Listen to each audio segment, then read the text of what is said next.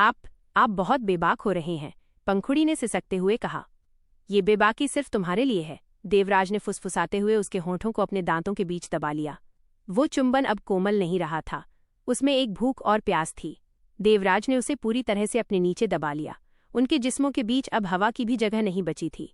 कमरे की खामोशी अब सिर्फ उनके शरीर के आपस में टकराने की आवाज़ और पंखुड़ी की उन सिसकारियों से टूट रही थी जो अब बेकाबू हो चुकी थी। देवराज ने बहुत ही जुनून और गहराई के साथ उसे अपना बनाया, मानो वो उसके वजूद के हर कतरे को अपना नाम देना चाहते हों।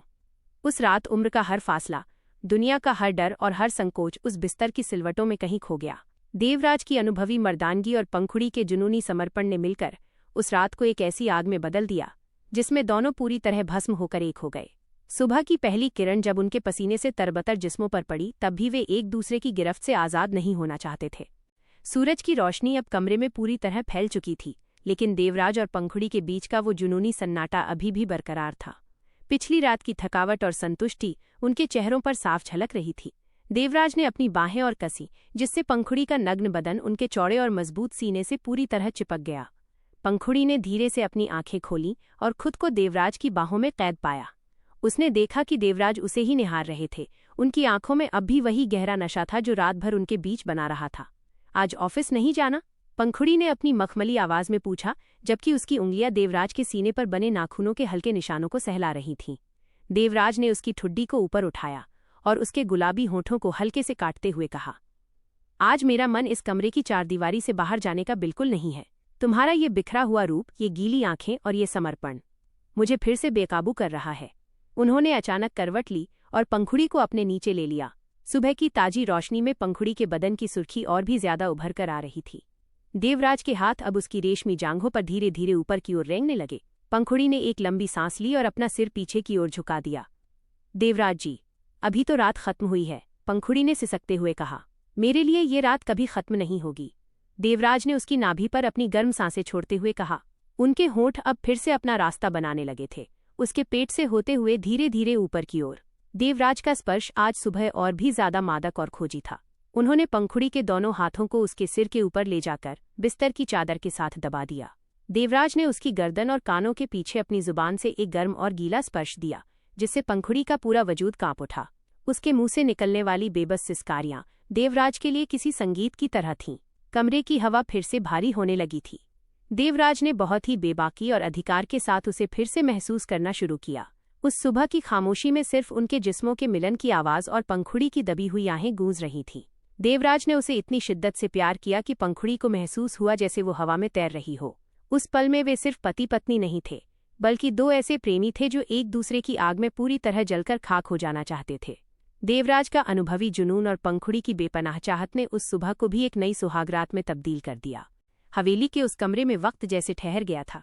खिड़की से आती धूप अब उनके बिस्तर की सिलवटों पर नाच रही थी, जहां पिछली रात के जुनून की पूरी दास्ता बिखरी पड़ी थी।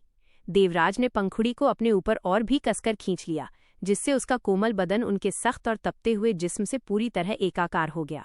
पंखुड़ी की सांसें अभी भी उनकी गर्दन पर गर्म हवा के झोंकों की तरह टकरा रही थीं।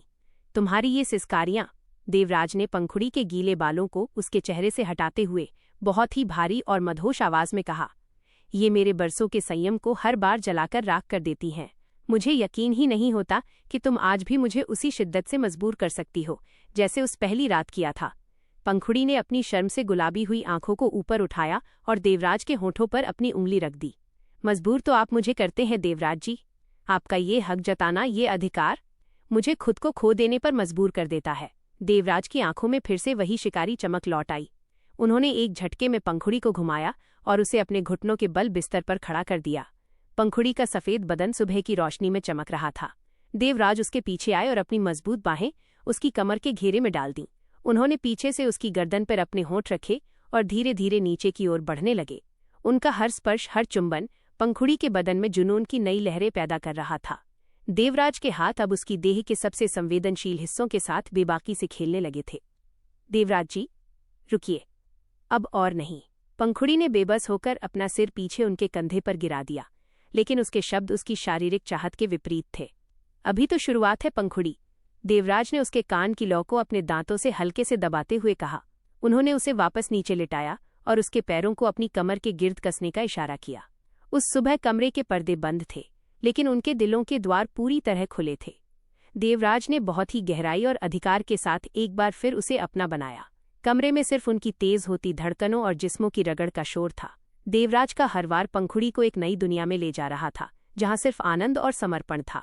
जब वे अंततः शांत हुए तो दोनों का बदन पसीने की बूंदों से तर था। देवराज ने उसे अपने सीने से लगा लिया और उसके बालों में अपनी उंगलियां फंसा दी। उस पल में दुनिया का हर सुख उस कमरे की चारदीवारी में सिमट आया था। हवेली का वो कमरा अब महक और उमंग के एक ऐसे भंवर में बदल चुका था जहां समय की सुइयां भी मानो थमसी गई थीं। देवराज और पंखुड़ी के बीच का वो शारीरिक और रूहानी खिंचाव अब अपनी सीमाओं को लांघने के लिए बेताब था। देवराज ने बिस्तर पर बिखरी चादरों के बीच से पंखुड़ी को अपनी बाहों में पूरी तरह भर लिया। उनके शरीर की गर्मी अब कमरे की ठंडी हवा को चुनौती दे रही थी। देवराज के हाथ पंखुड़ी की चिकनी पीठ पर किसी कलाकार की उंगलियों की तरह रेंग रहे थे, जैसे वे उसके वजूद के हर एक मोड़ को अपनी याददाश्त में कैद कर लेना चाहते हों। पंखुड़ी, देवराज ने उसकी आंखों में आंखें डालकर बहुत ही गहरे और भारी स्वर में कहा, तुम जानती हो कि तुम्हारी इस खामोश रजामंदी में कितनी ताकत है। ये मुझे एक ऐसे नशे में डुबो देती है जहां से मैं कभी बाहर नहीं आना चाहता। पंखुड़ी ने बिना कुछ कहे अपना एक हाथ देवराज की दाढ़ी वाले गाल पर रखा और उसे धीरे से अपनी ओर खींच लिया। उसका ये छोटा सा इशारा देवराज के अंदर सोए हुए जुनून के शेर को जगाने के लिए काफी था। देवराज ने पंखुड़ी के दोनों पैरों को हवा में उठाया और उसे अपने और भी करीब कर लिया। उनके जिस्मों का वो सघन मिलन इतना तीव्र था कि पंखुड़ी के गले से एक तीखी और लंबी सिसकारी निकल गई। देवराज के होंठ अब उसके मुंह पर नहीं, बल्कि उसके वक्ष की कोमलता पर अपना अधिकार जमा रहे थे। उन्होंने बहुत ही बेबाकी और मर्दाना शिद्दत के साथ पंखुड़ी को महसूस करना शुरू किया। कमरे की दीवारें उनके प्रेम की उन ध्वनियों से गूंज रही थीं, जो केवल पूर्ण समर्पण के क्षणों में ही सुनाई देती हैं। देवराज का हर स्पर्श पंखुड़ी के लिए एक मीठा दर्द और अपार आनंद लेकर आ रहा था।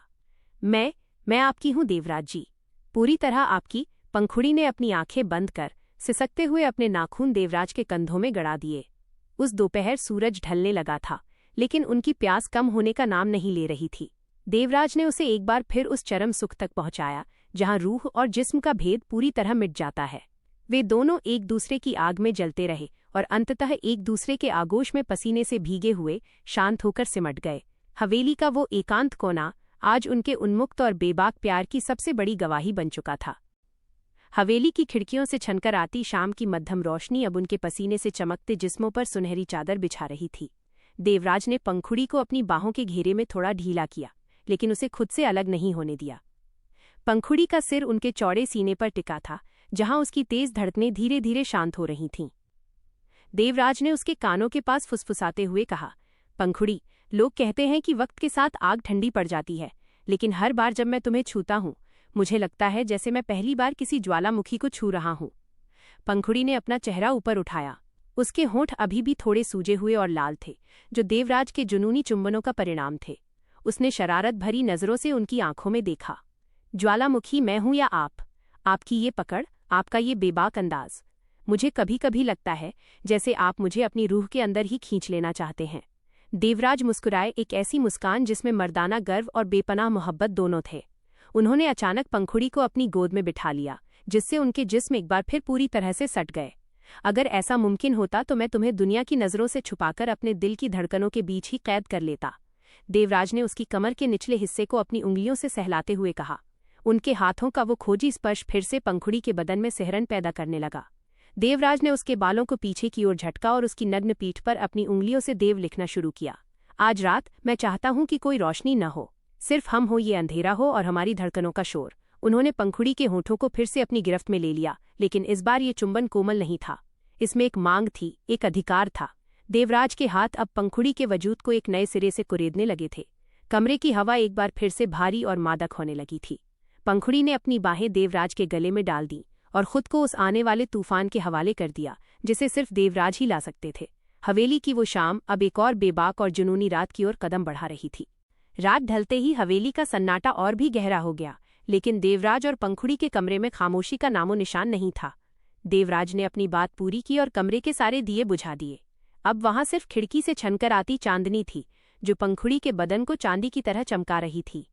देवराज ने पंखुड़ी को धीरे से बिस्तर पर लिटाया और खुद उसके दोनों तरफ अपने हाथ टिकाकर उसके ऊपर झुक गए। अंधेरे में उनकी आंखों की चमक किसी भूखे शिकारी जैसी थी, जो अपनी मंजिल को पाकर उसे पूरी तरह अपना बना लेना चाहता हो। अंधेरे में तुम और भी ज्यादा खतरनाक लगती हो पंखुड़ी। देवराज की आवाज में एक गहरा और मादक भारीपन था। उन्होंने पंखुड़ी के हाथों को उसके सिर के ऊपर ले जाकर चादर में दबा दिया और उसके कानों के पास अपनी जीभ से एक गर्म और गीला स्पर्श दिया। पंखुड़ी का पूरा बदन कमान की तरह खिंच गया। उसने अपनी आंखें कसकर बंद कर लीं, लेकिन उसके मुंह से निकलने वाली सिसकारियां कमरे की दीवारों से टकराकर वापस लौट रही थीं। देवराज के होंठ अब किसी नक्शे की तलाश में थे। उसकी गर्दन से शुरू होकर हंसली की हड्डी को चूमते हुए वे नीचे की ओर बढ़े। उन्होंने बहुत ही बेबाकी और अधिकार के साथ पंखुड़ी के उरोजों की कोमलता को महसूस किया। उनका हर स्पर्श पंखुड़ी के लिए एक मीठा तड़प बन रहा था। पंखुड़ी ने बेबसी में अपना सिर बिस्तर पर पटका। देवराज जी, आप मुझे पागल कर देंगे। वही तो मैं चाहता हूँ, देवराज ने उसकी नाभि के पास रुकते हुए कहा और फिर अपनी मर्दानगी के पूरे जोर के साथ उसे फिर से अपनी गिरफ्त में ले लिया। उस अंधेरी रात में उनके जिस्मों का मिलन किसी आदिम संगीत की तरह था।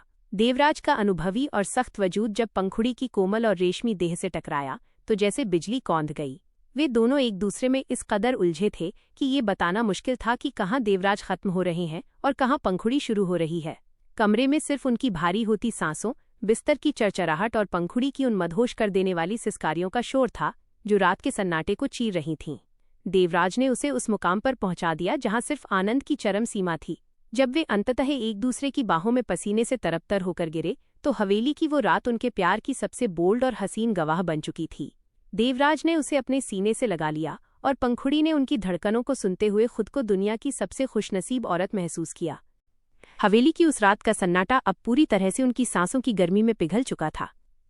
देवराज ने पंखुड़ी को अपनी बाहों में इस तरह जकड़ रखा था जैसे वह कोई कीमती रत्न हो जिसे वे कभी खोना नहीं चाहते। पंखुड़ी का गोरा बदन पसीने की बारीक बूंदों से चमक रहा था और देवराज की उंगलियां उसकी पीठ पर बने उन निशानों को सहला रही थीं जो उनके जुनून ने रात की बेबाकी में वहां छोड़े थे। पंखुड़ी ने अपनी आंखें धीरे से खोलीं और देवराज के सीने पर अपना हाथ रखा। उनकी धड़कनें अभी भी तेज थीं। आप आज भी बिल्कुल नहीं बदले, पंखुड़ी ने धीमी और थकी हुई आवाज में कहा। देवराज ने उसकी ठुड्डी पकड़कर चेहरा ऊपर उठाया। उनकी आंखों में अब भी वो मर्दाना खुमार बाकी था। तुम्हारे साथ रहने पर वक्त रुक सा जाता है पंखुड़ी। मुझे लगता है जैसे मैं तुम्हें कभी पूरा नहीं पा सकता।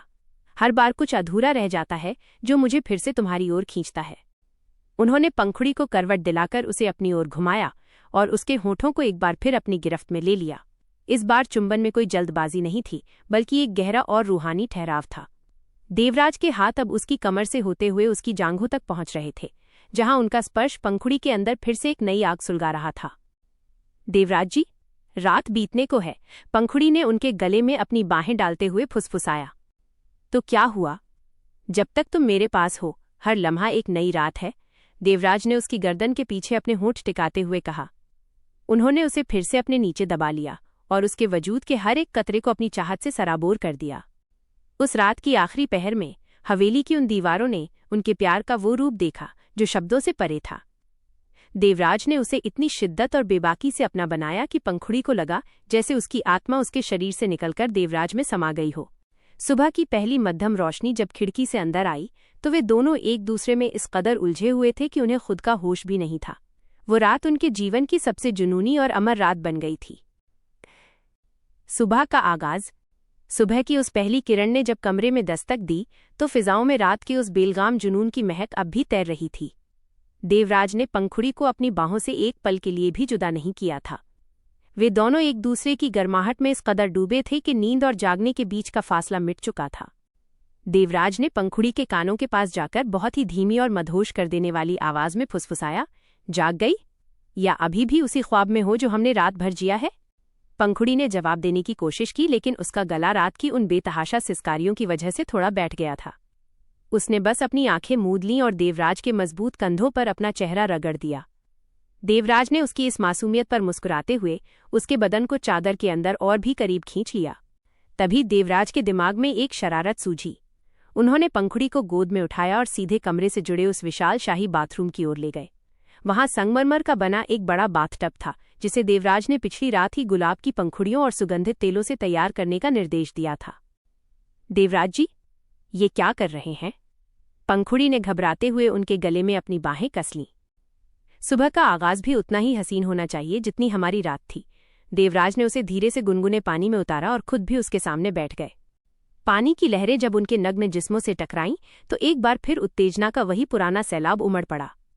देवराज ने अपने हाथों में साबुनी झाग लिया और बहुत ही नज़ाकत से पंखुड़ी के कंधों और पीठ पर मलना शुरू किया। उनका स्पर्श पानी के साथ मिलकर और भी ज्यादा फिसलने वाला और मादक हो गया था। पंखुड़ी का बदन पानी के अंदर सोने की तरह दमक रहा था। देवराज के हाथ अब पानी की सतह के नीचे उसकी जांघों और कमर के साथ बेबाक गुस्ताखियां करने लगे। पंखुड़ी ने अपनी गर्दन पीछे की ओर झुका दी और बाथटब के किनारों को कसकर पकड़ लिया। आप कभी नहीं थकते? पंखुड़ी ने अपनी तेज होती सांसों के बीच पूछा। देवराज ने उसके गीले होठों को अपने दांतों के बीच दबाया और फिर उसकी गर्दन पर अपना अधिकार जताते हुए कहा, तुम्हारे इस बदन के पास आकर तो वक्त की थकान भी हार मान लेती है। उस सुबह बाथटब के उस गुनगुने पानी और गुलाब की खुशबू के बीच देवराज और पंखुड़ी ने मोहब्बत का एक नया और बेहद बोल्ड अध्याय लिखा।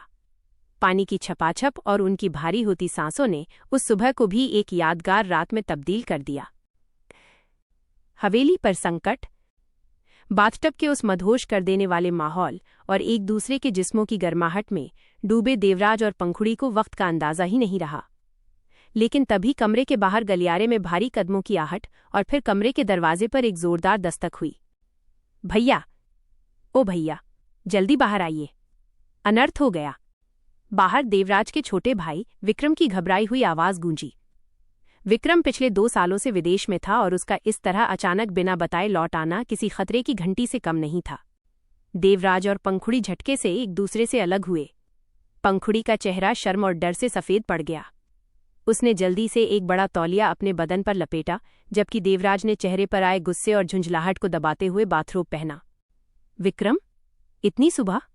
देवराज ने दरवाज़ा खोलते हुए कड़क आवाज में पूछा। उनके बाल अभी भी गीले थे और चेहरे पर रात के खुमार की लाली साफ झलक रही थी। विक्रम हाँफ रहा था। उसके हाथ में एक पुराना कानूनी दस्तावेज था। भैया, शहर के सबसे बड़े बिल्डर खन्ना ने हमारी पुश्तैनी जमीन के पिछले हिस्से पर दावा ठोक दिया है। और सबसे बड़ी बात, उसने इस कागज पर पिताजी के जाली दस्तखत दिखाए हैं। देवराज की आंखें गुस्से से लाल हो गईं। जिस जमीन पर उनकी हवेली और पुरखों की यादें बसी थीं, उस पर कोई हाथ डालने की हिम्मत कर रहा था। तभी हवेली के आंगन से किसी के चिल्लाने की आवाज आई। पंखुड़ी, जो अब तक साड़ी पहनकर बाहर आ चुकी थी, खिड़की की ओर दौड़ी। नीचे आंगन में खन्ना का बेटा सुमित पुलिस और कुछ गुंडों के साथ खड़ा था। सुमित की नज़र ऊपर खिड़की पर खड़ी पंखुड़ी पर पड़ी। उसकी आंखों में एक अजीब सी हवस और नफरत का मेल था। सुमित चिल्लाया, ठाकुर साहब, बाहर आइए।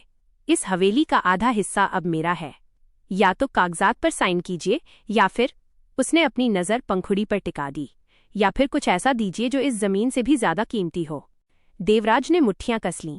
उनके रोमांस की वो हसीन सुबह अचानक एक खूनी संघर्ष की आहट में बदल गई थी। पंखुड़ी ने डर के मारे देवराज का हाथ पकड़ लिया, लेकिन देवराज की पकड़ इस बार सुरक्षा वाली नहीं, बल्कि उस प्रतिशोध वाली थी जो किसी को भी भस्म कर दे। संघर्ष और सच्चाई। हवेली का शांत माहौल अब बारूद की महक और तनाव से भर चुका था। सुमित की घटिया बात सुनकर देवराज के चेहरे पर वो भयानक शांति छा गई जो किसी बड़े तूफान के आने का संकेत होती है। उन्होंने पंखुड़ी का हाथ धीरे से छोड़ा और उसकी आंखों में देखा, जिनमें खौफ था। पंखुड़ी, अंदर जाओ और आर्यन के पास रहो। विक्रम, तुम इसके साथ जाओ। देवराज ने बिना पीछे मुड़े बर्फ जैसी ठंडी आवाज में आदेश दिया। देवराज भारी कदमों से सीढ़ियां उतरकर आंगन में आए। उनकी सफेद कमीज के ऊपर के बटन अभी भी खुले थे और उनकी चौड़ी छाती सुमित के सामने एक दीवार की तरह तन गई। सुमित खन्ना, अपनी जबान अपनी औकात के हिसाब से चला, वरना मैं उसे वहीं से उखाड़ दूंगा जहां से ये गंदी बातें निकल रही हैं, देवराज ने दहाड़ते हुए कहा। सुमित ने उपहास में अपनी सिगार का धुआं हवा में छोड़ा। ठाकुर, वक्त बदल गया है। ये कागज कहते हैं कि इस हवेली का आधा मालिकाना हक मेरा है, और जिस कीमती चीज की मैंने बात की, खैर, ठाकुरानी जी वाकई लाजवाब हैं। सुमित का इतना कहना था कि देवराज ने आव देखा नताव। एक जोरदार मुक्का सुमित के जबड़े पर जड़ा। सुमित जमीन पर जा गिरा और उसके मुंह से खून बहने लगा। गुंडों ने अपनी लाठियां और हथियार निकाले, लेकिन तभी हवेली के वफादार गार्ड्स ने भी अपनी बंदूकें तान दी। तभी पुलिस इंस्पेक्टर ने बीच में आकर देवराज को रोका। रुकिए ठाकुर साहब, कानून को हाथ में मत लीजिए। ये कागज असली लग रहे हैं। आपके पिताजी ने अपनी मौत से कुछ महीने पहले ये जमीन खन्ना ग्रुप को गिरवी रखी थी। देवराज स्तब्ध रह गए। उनके पिताजी ऐसा कभी नहीं कर सकते थे। तभी विक्रम पीछे से चिल्लाया, नहीं भैया, पिताजी ने ऐसा नहीं किया था। मुझे शक है कि हमारे परिवार का ही कोई सदस्य इस गद्दारी में शामिल है। उसी वक्त हवेली की बड़ी बुआ, जो सालों से एक कोने में चुपचाप रहती थीं, बाहर आईं। उनकी आंखों में ग्लानि थी। उन्होंने कांपते हाथों से एक लिफाफा देवराज की ओर बढ़ाया। देवराज, तुम्हारे पिताजी ने नहीं बल्कि तुम्हारे चाचा ने जुए के कर्ज में डूबकर ये कागजात खन्ना को सौंपे थे, और बदले में खन्ना ने वादा किया था कि वो पंखुड़ी को इस हवेली से बेदखल कर देगा। कमरे की खिड़की से ये सब सुन रही पंखुड़ी अब डरने वाली नहीं थी। उसने देखा कि उसका परिवार बिखर रहा है। वो नीचे आंगन में आई और सीधे सुमित के सामने जाकर खड़ी हो गई। सुमित खन्ना, तुम जमीन के टुकड़े जीत सकते हो, लेकिन इस खानदान की इज्जत नहीं। अगर तुम्हें कागजात चाहिए तो कोर्ट में मिलो। और याद रखना, देवराज की पत्नी होना मेरी कमजोरी नहीं, मेरी सबसे बड़ी ताकत है। देवराज ने गर्व से पंखुड़ी की ओर देखा। उन्होंने सुमित की कॉलर पकड़ी और उसे घसीटते हुए हवेली के गेट के बाहर फेंक दिया। आज के बाद अगर इस दहलीज पर कदम रखा तो तुम्हारी लाश भी तुम्हारे बाप को नसीब नहीं होगी। दुश्मन फिलहाल पीछे हट गया था, लेकिन साजिश की जड़ें गहरी थीं। रात को जब हवेली में सन्नाटा पसरा, देवराज अपने पुस्तकालय में बैठे उन कागजात की जांच कर रहे थे। तभी पंखुड़ी पीछे से आई और उनके कंधे पर हाथ रखा। आप अकेले नहीं हैं, उसने धीमे से कहा। देवराज ने उसे अपनी ओर खींचा और अपनी गोद में बिठा लिया। ये लड़ाई अब सिर्फ जमीन की नहीं रही पंखुड़ी। उन्होंने तुम्हारी तरफ आंख उठाने की जुर्रत की है। मैं खन्ना साम्राज्य को मिट्टी में मिला दूंगा। गद्दारी का खुलासा। हवेली की उस भारी दोपहर के बाद जब सुमित खन्ना को बाहर का रास्ता दिखा दिया गया, देवराज और पंखुड़ी के बीच एक अजीब सी खामोशी छा गई थी। वो खामोशी जो डर की नहीं बल्कि आने वाले कल की चिंता और अपनों की गद्दारी के बोझ की थी। शाम होते ही देवराज ने विक्रम को लाइब्रेरी में बुलाया। चाचाजी की सच्चाई सामने आने के बाद हवेली का एक हिस्सा जैसे टूट गया था। चाचाजी, जो हमेशा देवराज के साथ साये की तरह रहे थे, उन्होंने ही पीठ में खंजर घोंपा था। विक्रम, चाचाजी अभी कहाँ हैं? देवराज ने मेज पर रखे पुराने खानदानी नक्शे को देखते हुए पूछा। भैया, वे पिछले कुछ घंटों से अपने कमरे में बंद हैं, किसी से बात नहीं कर रहे, विक्रम ने सिर झुकाकर कहा। देवराज उठे और सीधे चाचाजी के कमरे की ओर बढ़े। पंखुड़ी ने उन्हें रोकना चाहा, पर देवराज की आंखों के संकल्प को देख वो बस उनके पीछे हो ली। कमरे का दरवाजा खुला था। वहां चाचाजी अंधेरे में बैठे अपनी पत्नी यानी बड़ी चाची की तस्वीर को देख रहे थे। क्यों किया आपने ऐसा चाचाजी? देवराज की आवाज में नफरत से ज्यादा दर्द था। चाचाजी चौंके, उनकी आंखों से आंसू बह निकले। देवराज, खन्ना ने मुझे उस कर्ज के जाल में फंसाया था जो मैंने अपनी पत्नी के इलाज के लिए लिया था। उसने मुझसे अंगूठे के निशान लिए थे, पर मुझे नहीं पता था कि वो पूरी हवेली और पंखुड़ी को निशाना बनाएगा। वो मुझे ब्लैकमेल कर रहा था कि अगर मैंने जमीन नहीं दी तो वो पूरे गांव में तुम्हारी बदनामी कर देगा। देवराज को समझ आया कि सुमित का असली मकसद सिर्फ जमीन नहीं बल्कि उनके खानदान की उस साख को मिटाना था जिसे देवराज के पिता ने सालों से बनाया था। हवेली में तनाव का माहौल था। तभी पंखुड़ी ने एक सुझाव दिया। देवराज जी, सुमित खन्ना जमीन पर मालिकाना हक का दावा कर रहा है क्योंकि कागजात उसके पास हैं, लेकिन हमारी हवेली के ट्रस्ट के पुराने नियमों के अनुसार किसी भी हिस्से को बेचने या गिरवी रखने के लिए घर की बहुओं की सहमति अनिवार्य होती है। वो कानून पिताजी ने माँ और चाची जी के हक के लिए बनाया था। देवराज की आंखों में चमक लौट आई। बिल्कुल सही, उन कागजों पर चाची जी या पंखुड़ी के दस्तखत नहीं है, जिसका मतलब है कि सुमित के पास मौजूद कागजात कानूनी रूप से अमान्य हैं। उस रात जब पूरा परिवार एक बार फिर एकजुट महसूस कर रहा था, देवराज और पंखुड़ी अपने कमरे की बालकनी में खड़े थे। ठंडी हवा चल रही थी, लेकिन उनके दिलों में अब शांति थी। देवराज ने पंखुड़ी को पीछे से गले लगाया और उसके कंधे पर अपना सिर रख दिया। आज तुमने इस घर की ईंटों को ही नहीं बल्कि हमारी इज्जत को भी बिखरने से बचा लिया। पंखुड़ी ने उनके हाथों को अपने हाथों में लेकर चूमा। ये घर सिर्फ दीवारों से नहीं बना है देवराज जी, ये हमारे प्यार और भरोसे से बना है। जब तक हम साथ हैं, सुमित खन्ना जैसा कोई भी हमारा कुछ नहीं बिगाड़ सकता। चांदनी की मध्यम रोशनी में देवराज ने उसे अपनी ओर घुमाया। इस बार उनके बीच कोई वासना नहीं बल्कि एक गहरा सम्मान और विश्वास था।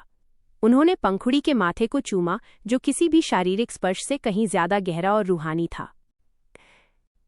न्याय और विजय। अगली सुबह हवेली का वातावरण कल के मुकाबले काफी शांत लेकिन गंभीर था। सूरज की पहली किरण के साथ ही सुमित खन्ना अपने वकीलों और कुछ अधिकारियों की एक टोली लेकर हवेली के बड़े फाटक पर आ धमका। उसके चेहरे पर एक कुटिल मुस्कान थी। उसे लगा था कि आज वो ठाकुर खानदान को सड़क पर ले आएगा। हवेली के मुख्य हॉल में देवराज एक ऊंचे सोफे पर बैठे थे। उनके एक तरफ विक्रम और दूसरी तरफ चाचाजी खड़े थे, जिन्होंने आज पहली बार अपनी गलती को सुधारने के लिए देवराज का साथ देने का फैसला किया था। पंखुड़ी रसोई से चाय और पानी लेकर आई, लेकिन उसकी चाल में एक गजब का आत्मविश्वास था। ठाकुर साहब, समय खत्म हुआ, कागजात तैयार हैं, बस अब इस हवेली के आधे हिस्से की चाबियां मेरे हवाले कीजिए, सुमित ने मेज पर फाइल पटकते हुए कहा। देवराज ने शांति से चाय का घूंट भरा और फिर सुमित की आंखों में आंखें डालकर बोले, सुमित, तुम व्यापार के खिलाड़ी हो सकते हो, लेकिन खानदानी कानूनों के नहीं। पंखुड़ी, जरा वो पुश्तैनी वसीयत दिखाओ। पंखुड़ी ने एक मखमली कपड़े में लिपटी पुरानी वसीयत निकाली और सुमित के वकील के सामने रख दी। इस वसीयत की धारा 14 साफ कहती है कि हवेली या पुश्तैनी जमीन का कोई भी हिस्सा तब तक गिरवी नहीं रखा जा सकता जब तक घर की मुखिया और कुलवधू की लिखित सहमति न हो। और जहां तक मुझे याद है, मेरे चाचाजी की पत्नी यानी मेरी चाची जी ने कभी किसी कागज पर हस्ताक्षर नहीं किए, देवराज ने सपाट लहजे में कहा। सुमित का वकील कागजात देखते ही पीला पड़ गया। उसने सुमित के कान में फुसफुसाते हुए कहा, सर, ये कानून बहुत पक्का है, बिना औरतों की सहमति के ये जमीन ट्रांसफर नहीं हो सकती। हमारे कागज कोर्ट में रद्दी के टुकड़े माने जाएंगे। सुमित का गुस्सा 7वें आसमान पर पहुंच गया, लेकिन वो कानून के सामने बेबस था। वो खड़ा हुआ और जाते जाते बोला, ये खेल अभी खत्म नहीं हुआ है ठाकुर। आज तुमने मुझे कानूनी दांव पेच में उलझा दिया, लेकिन याद रखना, मैं वापस आऊंगा। दरवाजा उस तरफ है सुमित, अगली बार आने से पहले वसीयत पढ़ लेना, देवराज ने शांत भाव से कहा। सुमित के जाने के बाद चाचाजी देवराज के पैरों में गिर पड़े। मुझे माफ कर दो बेटा, मैंने अपने स्वार्थ में सब कुछ दांव पर लगा दिया था। देवराज ने उन्हें उठाकर गले लगाया। चाचाजी, परिवार में गलतियां सबसे होती हैं, लेकिन जो समय रहते सुधर जाए वही अपना होता है। आज से आप इस हवेली के हिसाब किताब से दूर रहेंगे, लेकिन इस घर के बड़े बने रहेंगे। दोपहर में जब घर का तनाव खत्म हो गया, देवराज और पंखुड़ी हवेली की छत पर अकेले थे। पंखुड़ी ने ताजे फूलों की माला बनाई थी, जिसे वो छत के छोटे से मंदिर में चढ़ा रही थी। देवराज पीछे से आए और उसे अपनी बाहों के घेरे में ले लिया। आज तुमने साबित कर दिया कि तुम सिर्फ इस घर की रौनक नहीं, बल्कि इसकी रक्षक भी हो। पंखुड़ी ने मुस्कुराकर अपना सिर उनके सीने पर टिका दिया। मैं तो बस अपना फर्ज निभा रही थी। अब जब सब ठीक हो गया है, तो क्या हम फिर से वही पुराने दिन वापस ला सकते हैं? देवराज ने उसकी आंखों में झांका, जहां अब कोई डर नहीं, सिर्फ प्यार था। पुराने दिन नहीं पंखुड़ी, अब हम नए और भी हसीन दिन जिएंगे। उन्होंने धीरे से पंखुड़ी को अपनी ओर घुमाया और डूबते सूरज की लालिमा के बीच हवेली की उस शांत छत पर एक दूसरे के करीब आ गए। हवा में अब साजिशों का जहर नहीं, बल्कि उनकी अटूट मोहब्बत की खुशबू थी। प्रेम की नई महफिल। हवेली में आए उस तूफान के थमने के बाद अगली शाम कुछ अलग ही सुकून लेकर आई थी। मुसीबतों ने देवराज और पंखुड़ी के रिश्ते को और भी ज्यादा मजबूती की डोर से बांध दिया था। अब उनके बीच केवल पति पत्नी का रिश्ता नहीं, बल्कि एक गहरी साझेदारी और अटूट विश्वास की नींव पड़ चुकी थी। देवराज ने उस शाम हवेली के बगीचे में एक छोटी सी महफिल का इंतजाम किया था। चारों तरफ मोगरे के फूलों की भीनी भीनी खुशबू फैली थी और पेड़ों पर छोटी छोटी पीली रोशनियां जुगनू की तरह चमक रही थीं। पंखुड़ी जब वहां पहुंची तो उसने सफेद और सुनहरी किनारी वाली एक बेहद सादगी भरी साड़ी पहनी थी। देवराज उसे देखते ही रह गए। उन्होंने आगे बढ़कर उसका हाथ थामा और उसे फूलों से सजी एक मेज की ओर ले गए। आज कोई साजिश नहीं, कोई कागजात नहीं और कोई दुश्मन नहीं, देवराज ने उसकी आंखों में डूबते हुए कहा। आज सिर्फ तुम हो और तुम्हारी ये खामोश बातें। उन्होंने जेब से एक छोटी सी मखमली डिब्बी निकाली। उसमें पुश्तैनी नीलम की एक अंगूठी थी, जो खानदान की सबसे बड़ी बहू को पीढ़ी दर पीढ़ी दी जाती थी। पंखुड़ी, तुमने जिस तरह इस हवेली की दीवारों और इसकी मर्यादा को बचाया है, उसके बाद इस पर सिर्फ तुम्हारा अधिकार है। ये अंगूठी मेरी माँ की है और आज मैं इसे तुम्हें पहनाकर ये वादा करना चाहता हूँ कि मेरी हर धड़कन पर अब सिर्फ तुम्हारा नाम लिखा होगा। पंखुड़ी की आंखों में खुशी के आंसू छलक आए। जब देवराज ने उसकी उंगली में वो अंगूठी पहनाई तो उसे महसूस हुआ कि वो अब इस हवेली का हिस्सा नहीं, बल्कि उसकी रूह बन चुकी है। हल्का संगीत बजने लगा। देवराज ने पंखुड़ी को अपने करीब खींचा और बहुत ही धीमी गति से उसके साथ कदम ताल मिलाने लगे। संगीत की धुन पर थिरकते हुए उन्होंने पंखुड़ी के कानों के पास धीरे से कहा, कल तक मुझे लगता था कि मैं तुम्हें सुरक्षा दे रहा हूं, पर आज मुझे समझ आया कि तुम मेरी ढाल हो। पंखुड़ी ने अपना सिर उनके चौड़े सीने पर रख दिया। हम एक दूसरे की ताकत हैं देवराज जी। जब तक आप मेरे साथ हैं, मुझे दुनिया की किसी भी चीज से डर नहीं लगता। देवराज ने उसे और भी शिद्दत से अपनी बाहों में भर लिया। बगीचे की उस एकांत शांति में उन्होंने पंखुड़ी के माथे को चूमा और फिर धीरे से उसके होठों की ओर झुके। उस चुंबन में अब कोई बेचैनी नहीं थी, बल्कि एक गहरा सुकून और आने वाले सुनहरे भविष्य की मिठास थी। हवेली की वो रात उनके जीवन की सबसे शांतिपूर्ण और प्यार भरी रातों में से एक बन गई। अब उनके सामने एक नई जिंदगी थी, जहां खुशियां और रोमांस की नई इबारत लिखी जानी थी। खुशहाल भविष्य, सुखद अंत। हवेली की वो रात न सिर्फ साजिशों के अंत की गवाह बनी, बल्कि एक नए और सुनहरे युग की शुरुआत भी थी। सुमित खन्ना के जाने के बाद हवेली का कोना कोना अब फिर से खिलखिला उठा था। कुछ महीने बीत गए।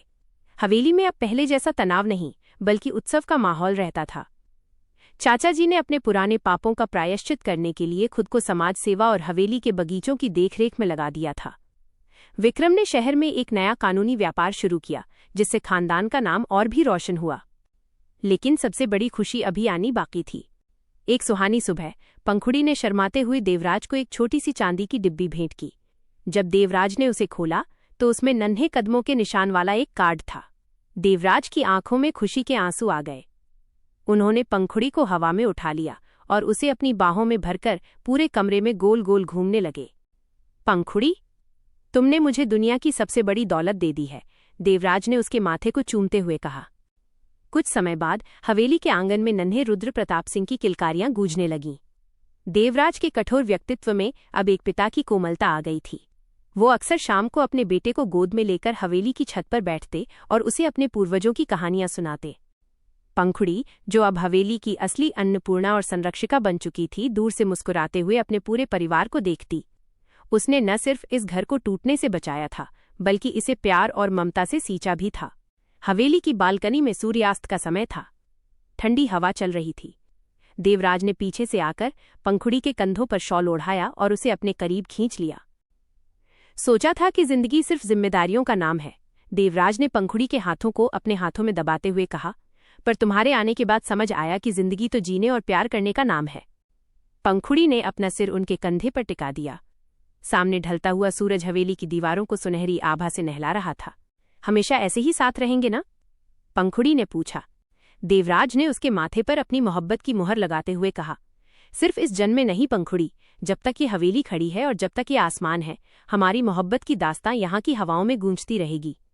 हवेली की दीवारों ने कई उतार चढ़ाव देखे थे, लेकिन आज वे दीवारें भी इस सुखद अंत पर मुस्कुरा रही थीं। प्यार की जीत हुई थी और ठाकुर खानदान की विरासत अब सुरक्षित और खुशहाल हाथों में थी।